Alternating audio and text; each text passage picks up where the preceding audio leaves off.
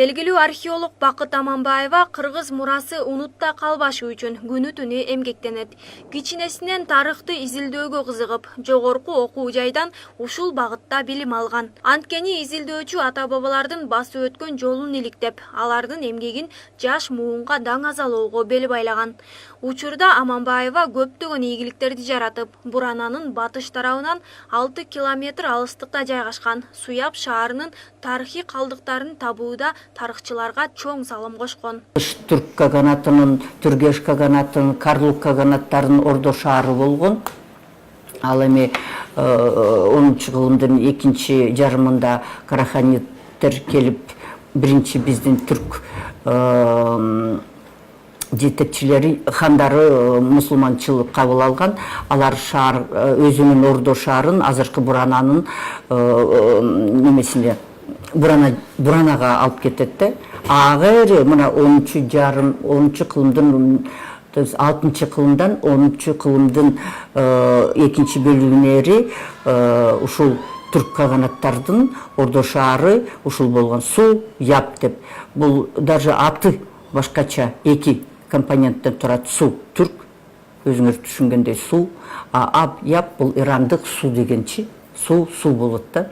Изилдөөчү учурда япон окумуштуулары менен иш алып барат. Айтуусунда Япония өлкөсү археологторду бардык тараптан колдоого алып, мааниси бийик табылгаларды казууга жакшы көңүл бурат.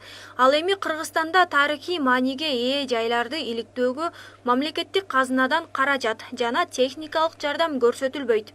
Бирок белди бекем бууган Бакыт айым колунан келген аракети менен кийинки муунга тарыхый мурас калтырууну көздөйт.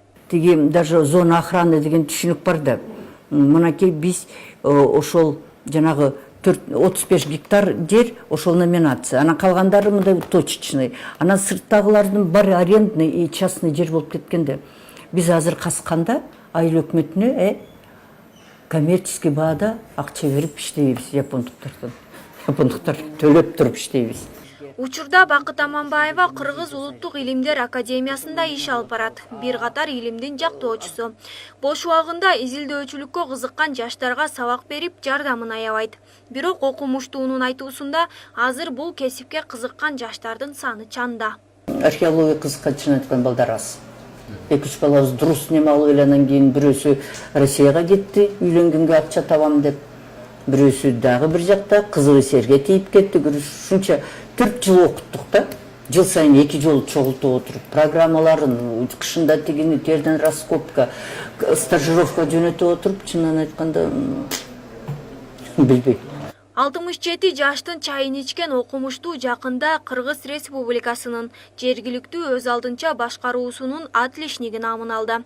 Бул сыйлык анын ишке болгон жөндөмүн дагы арттырып, күч-кубат бергенин өзү айтат.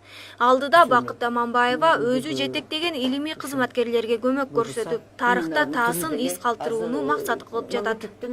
Татына Субанова, Дастан Кадыркулов, Next TV күндүн темасы үчүн.